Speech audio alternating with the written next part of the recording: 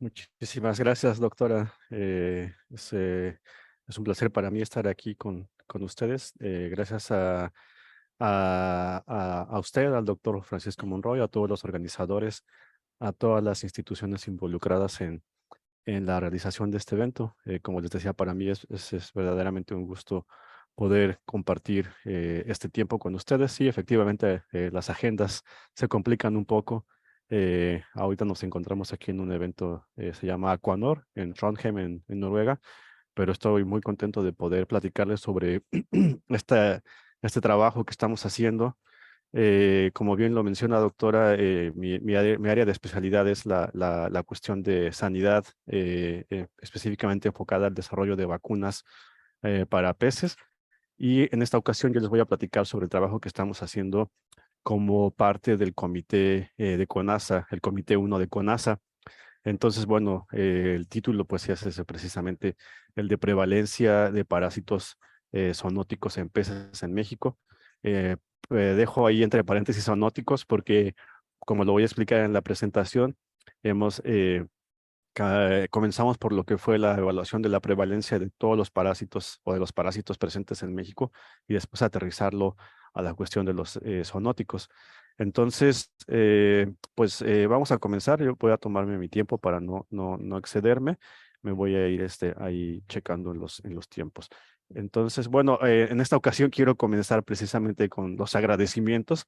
Como lo mencionaba hace un minuto, este trabajo realmente se deriva de las reuniones mensuales que tenemos los miembros de el Comité 1 del Consejo Técnico Consultivo Nacional de Sanidad Animal, el CONASA. En este comité, por instrucciones del director de Sanidad Acuícola de Senacica, se nos sugirió, se nos comentó que sería importante que pudiéramos nosotros ahondar un poco más en lo que es la cuestión de la zoonosis que se transmiten a través de los animales acuáticos hacia los humanos. Entonces, a partir de esta petición o de este mencionamiento de ser un tema de relevancia para el sector, es que nosotros decidimos que nos íbamos a organizar en un subcomité. Entonces, en esta diapositiva estoy mostrando lo que son los diferentes comités que constituyen el CONASA. Nosotros, como les mencionábamos, estamos en el comité 1, en el de salud y producción acuícola. Y bueno, sesionamos mensualmente y tratamos de cubrir temas que sean relevantes para el sector. Como lo decía, en este caso nos enfocamos a la cuestión de entender un poco más la situación de las zoonosis que se transmiten a partir de los organismos acuáticos hacia los humanos, valga la redundancia. Y a partir de ahí, bueno, dijimos, vamos a comenzar a atajar este problema, cuál es la mejor manera de hacerlo. Entonces, bueno, nosotros integramos este subcomité dentro del comité. Nosotros nos enfocamos a este subtema, por decirlo así, que son las zoonosis acuícolas. Entonces, nosotros somos 10 en el subcomité. Son distintos integrantes del comité 1 y realmente tenemos diferentes funciones. Nos hemos reunido a partir de enero casi cada 2 semanas a lo largo de los últimos meses y hemos estado trabajando en este proyecto. Entonces, bueno, ahí están los nombres de mis colegas y entonces quiero aprovechar para agradecerles a todos ellos. En realidad, esta presentación que estoy haciendo es del trabajo que hemos hecho todos en este colectivo. Entonces, si ustedes gustan contactarlos, si quieren saber más, algún aspecto que nos ocurra el día de hoy, por favor háganlo. La mayoría somos integrantes del Comité 1. Solamente quiero mencionar el doctor Juan Carlos Ángeles, está en la Universidad Autónoma del Estado de Hidalgo. Él es el que está llevando a cabo la parte del análisis estadístico y es el experto en la cuestión de los metaanálisis. Y la maestra Ángela Castro, ella fue previamente una alumna mía de maestría en la Universidad Autónoma de Michoacán y ella es la que ha llevado la chamba o la labor de compilar la información. Y bueno, los demás hemos contribuido con la investigación y la revisión de la literatura sobre las ictiozoonosis en México. Entonces, bueno, en esta ocasión comenzamos un poco al revés con los agradecimientos y hacer mención de que este trabajo que se presenta, bueno, es el resultado del esfuerzo de enero para acá de todas las personas que están ustedes viendo ahí en pantalla. Bueno, entonces ya para entrar en materia, quiero comenzar por definir qué es una zoonosis. Muchos ya lo conocen, pero bueno, es importante aclarar. que las zoonosis son las enfermedades infecciosas que se transmiten de los animales a los humanos. Y bueno, puede ser de animales terrestres, animales acuáticos, y que pueden ser transmitidos ya sea por contacto directo, es decir, a través de tocar a los animales enfermos, o por contacto indirecto, o puede ser también a través de, por ejemplo, consumirlos, es decir, también por la ingesta de animales que están enfermos. Y bueno, hay diferentes formas en las que se pueden transmitir estas enfermedades. La definición de la Organización Mundial de la Salud es bastante amplia. Nos dice que puede haber agentes patógenos que pueden ser bacterias, virus, parásitos, hongos, otros agentes como priones, etcétera. Entonces, es básicamente cualquier enfermedad que puede brincar del animal al humano. Y bueno, hay veces que como parte del ciclo de vida o del ciclo biológico de estos patógenos, vuelve a regresar del humano al animal, en lo que sería como una antropozoonosis, pero lo importante aquí es que es un patógeno importante o que causa enfermedad en los animales y que se pasa a los humanos. Y bueno, la labor que nos quedó era a organismos acuáticos. Entonces, realmente era un tema demasiado amplio. Tuvimos que aterrizarlo, tuvimos varias reuniones para tratar de ver cómo nos íbamos a adaptar a este trabajo, cómo lo podíamos atajar de la mejor manera. Entonces, bueno, perdón, lo primero que hicimos fue definir, ok, organismos acuáticos, pero vamos a dejar fuera, por ejemplo, mamíferos marinos, porque no entran dentro del rango de lo que lo que es la acuicultura. No se cultivan realmente para la producción o para el aprovechamiento. Entonces, desde ahí comenzamos ya a aterrizar la idea. Son las zoonosis en los principales organismos acuáticos que se cultivan. Entonces ya con eso vamos aterrizando nuestro universo a los principales organismos que se cultivan, que son, bueno, los crustáceos, los peces y los moluscos.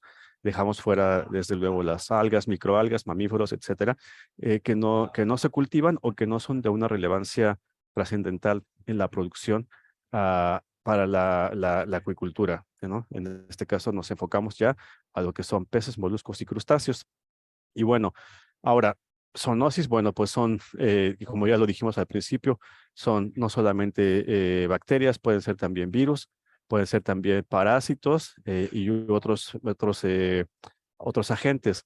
Entonces, bueno, nosotros lo que tuvimos que hacer fue llevar a cabo una tabla en la que pudiéramos analizar cuáles son los organismos que tienen una probabilidad de que causen una enfermedad y luego cuál es la significancia de esta enfermedad. Entonces, esta tabla nos sirvió un poco como para ir categorizando hacia cuáles son aquellos que nos pueden ser más importantes o que pueden representar un riesgo más importante.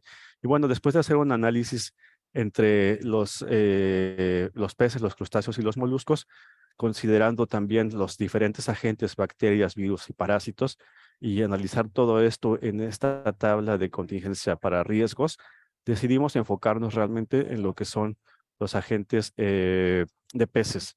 Creemos que los agentes de peces pueden ser importantes porque son especies que se cultivan, que se consumen.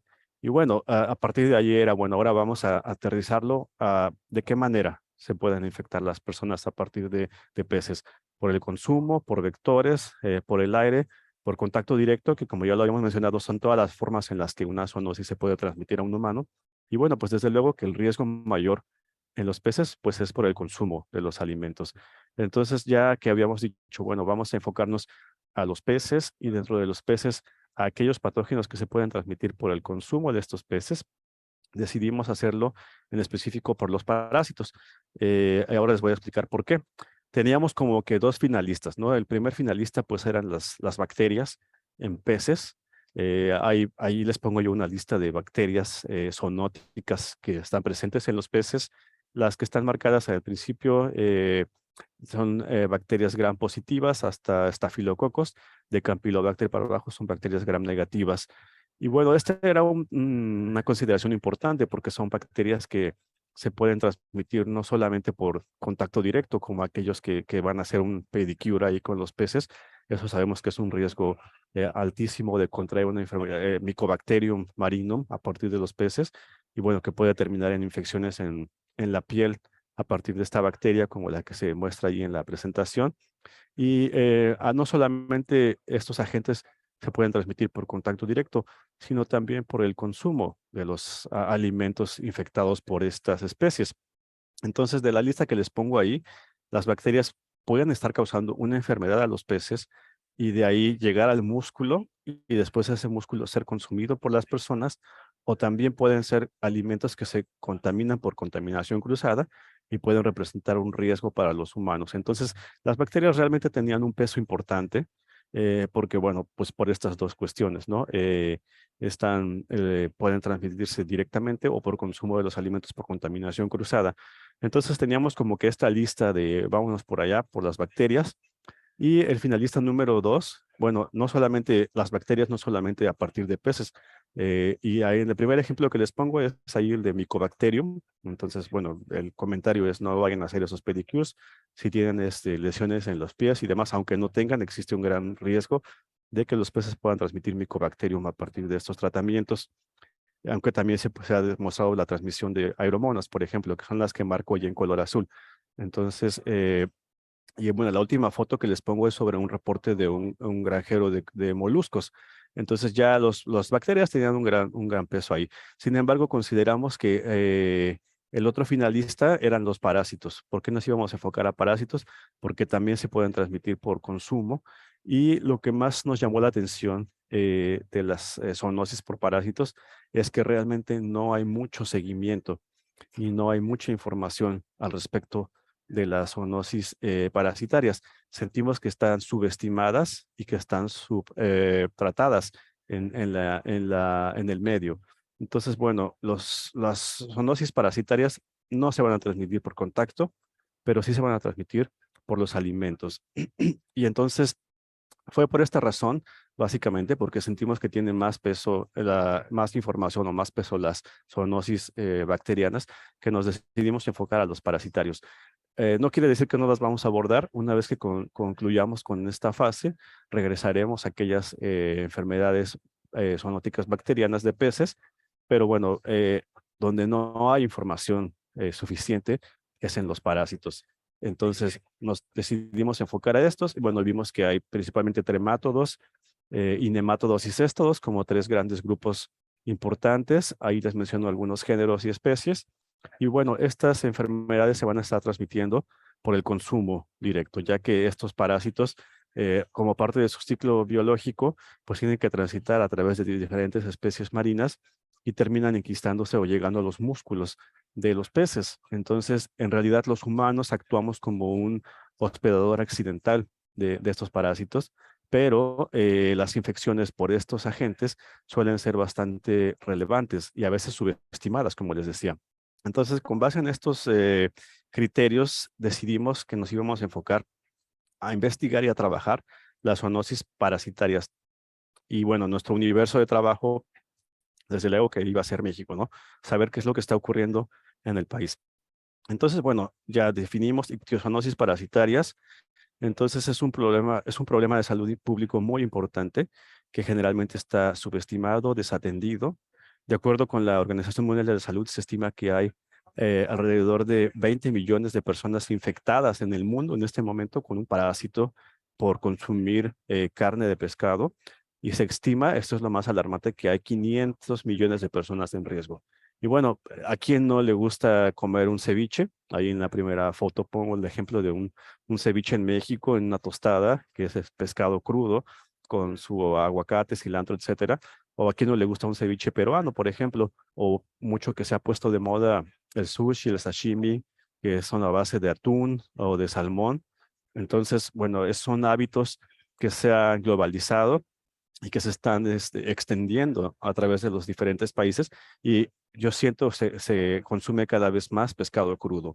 Entonces, estas personas que consumen el pescado crudo pues están a mayor riesgo de contraer estas enfermedades y sentimos que no hay la suficiente información al respecto.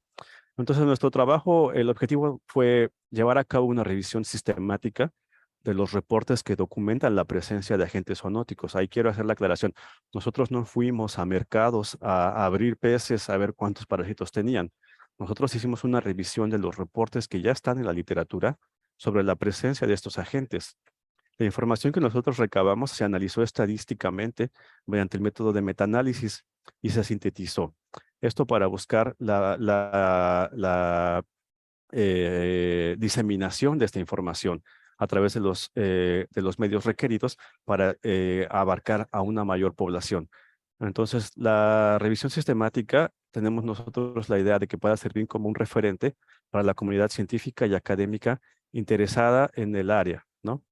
Entonces, de la sanidad acuícola y bueno, también de la salud humana. ¿Cuáles fueron los criterios que nosotros consideramos para incluir estos artículos en nuestro trabajo? Bueno, son artículos que ya estén publicados en una revista científica internacional revisada por pares. Estudios clasificados también como literatura gris, es decir, tesis y memoria de congreso. Quizá no fueron revisados por pares, pero cumplieron con una cierta metodología. Estudios que informen la prevalencia o la frecuencia de la presencia de estas enfermedades en los peces, incluso si fue cero, es decir, si fueron a muestrear al mercado de La Viga o al mercado de Zapopan y encontraron que en 30 tilapias no había, se tomaban en cuenta. Artículos que reportaban el número de eventos por estudio y artículos que reportaron la población de estudio. Bueno, para definir un evento, este se definió como un diagnóstico positivo a estos parásitos que están afectando los peces. Omitimos estudios que valoran enfermedades en agua, suelo y medios ambientales, ya que nuestro enfoque era los estudios que decían en el músculo o en alguna otra parte del pez se encontraron los agentes parasitarios. Entonces, ¿cómo nos organizamos? La primera fase fue, como les decía, ya que habíamos definido el tema entre febrero y abril, fue buscar en la literatura. Encontramos un total de 135 artículos mexicanos que hacían referencia a la presencia de estos agentes. Y bueno, ahí tienen la gráfica de la aportación de cada uno de los integrantes en cuanto al número de artículos que se enviaron. Les comentaba yo que la maestra Ángela fue la encargada de estar recopilando todos estos artículos y estarlos revisando y filtrando. Y bueno, en este esquema les muestro lo que les decía, 135 comenzamos, se removieron aquellos artículos que se duplicaban, aquellos artículos que eran inegibles, aquellos artículos que no cumplían con el criterio que se había mencionado. Y bueno, terminamos al final con un total de 42 artículos. Entonces, nuestra base de datos quedó constituida por 42 artículos que cumplían con todos los requerimientos antes mencionados, es decir, reportar la frecuencia de la presencia de agentes parasitarios en los peces.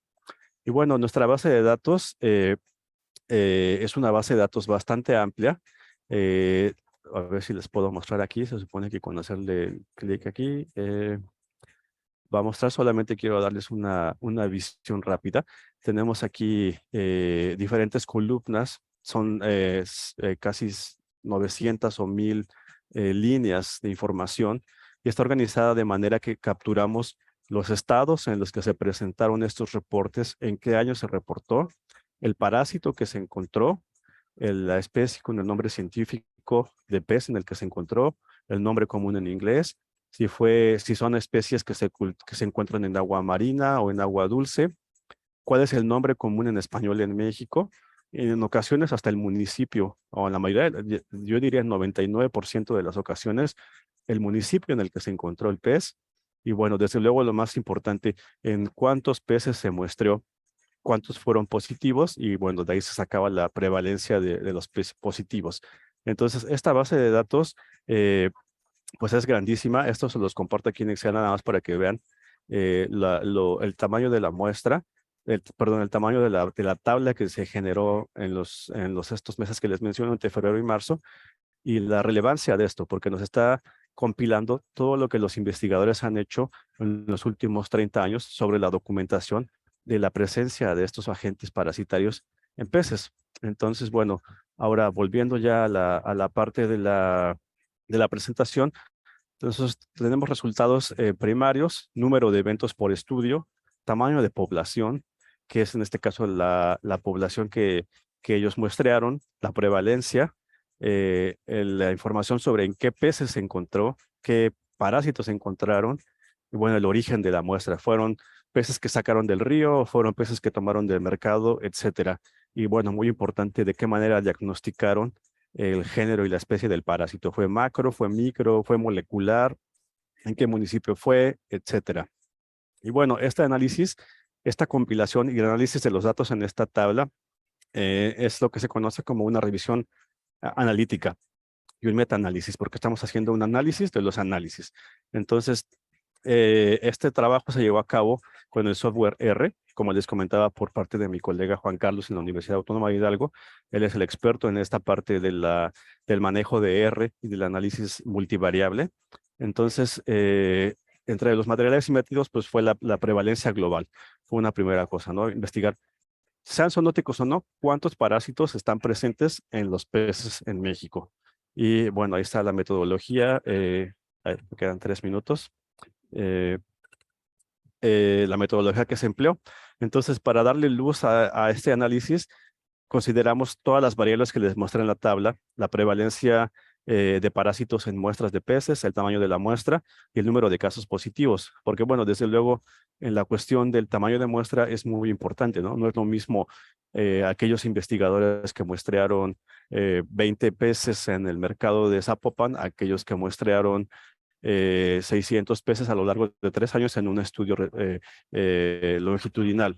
Entonces, todos estos datos se toman en cuenta en el metaanálisis y las covariables que nosotros inicialmente exploramos, pues bueno, en el tipo de agua, el filum del parásito, ya que como les decía, hicimos una clasificación a todos los niveles del parásito hasta género y especie, y entonces lo pudimos hacer al principio hasta filum, lo mismo con el hospedero y el tipo de muestra y el estado. Entonces, para irme ya rápido con los resultados del trabajo que se hizo, en este caso estamos viendo aquí por el tipo de agua, ¿no? El número que se muestra aquí es el porcentaje de prevalencia, está indicando que desde luego las especies que se cultivan en un agua salobre tienen una mayor prevalencia, hasta del 37%. Entonces, eso es un dato muy interesante y se correlaciona desde luego con el ciclo biológico de los peces, ¿no? Aquellos que están en el estero, en la parte salobre, pues tienen exposición a parásitos que incrementa la presencia de los mismos en los peces, ¿no? Por la misma cuestión de su ciclo biológico. Entonces, bueno, en esta primera estamos viendo aquí, todo lo vamos a manejar a partir de diagrama de bosque, en el cual se menciona la frecuencia o la prevalencia de acuerdo a las diferentes variables. Luego, en cuanto a los filums que tenemos, bueno, está por aquí los platelmintos con una prevalencia del 24%, los acantocéfalos con una prevalencia del 25%. Y luego vamos a analizar por subgrupos. Aquí estamos ya viendo lo que son los hospederos por su nombre común, las sardinas, el atún, la lisa. Bueno, es impresionante ver todas las sardinas que se muestrearon, que en este caso de todos los estudios fueron 624, todas tuvieron parásitos. Lo mismo con el atún, el 100% tuvo la presencia de parásitos, y de ahí para abajo ustedes pueden ver las diferentes especies y la prevalencia 85, 76. Entonces, es importante tomar estos datos para asociarlos al consumo de los peces, ¿no? Creo que nadie hace ceviche de sardina, pero es importante saber que si tú alimentas en cultivos a tus atunes o a tus peces con sardina, estás contribuyendo a que se propaguen estos parásitos. Bueno, ya esta parte me voy a ir más rápido. Esto ya es un resumen que nos apoyó el doctor Monroy en cuanto a aterrizar cuáles son los agentes realmente zoonóticos de relevancia a nivel mundial.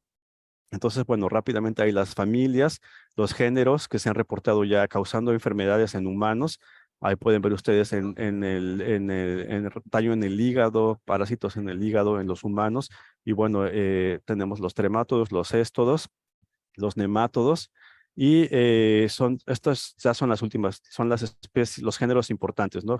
Anisakidae, los natostomas, los Capillaridae. En la primera diapositiva, los Dipholovitridae, que es el Dipholobotrium, y bueno, los demás que están ahí que se han reportado a nivel mundial.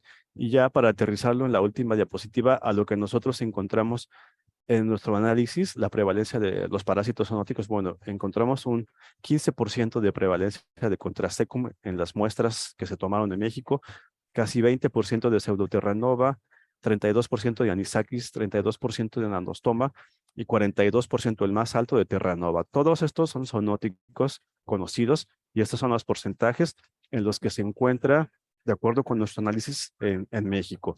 Entonces, 15% de Contrasecum. Esto es lo más importante de lo que hemos encontrado del metaanálisis. Y bueno, ¿cuál es Estas son las prevalencias ya por estado de todos los parásitos. Pero bueno, ¿qué sigue con nuestro trabajo? ¿Qué es lo que queremos hacer? Realmente nuestra intención no es causar alarma o demás. Queremos que se busquen estrategias que puedan ayudar a mitigar el riesgo de que las personas puedan contraer esta enfermedad. Porque bueno, muchas veces en internet uno encuentra cosas como esta, ¿no? Que dice, agrégale limón y después de 5 minutos se cocina. La verdad es que no está cocinado, existe aún un riesgo. Lo que nosotros queremos es atraer la atención de las partes relevantes para que se pueda contribuir a que se reduzca el riesgo de que las personas contraigan esta zoonosis por el consumo de estos alimentos. Entonces, hacia allá vamos y bueno, estos son los resultados del trabajo que hemos estado haciendo.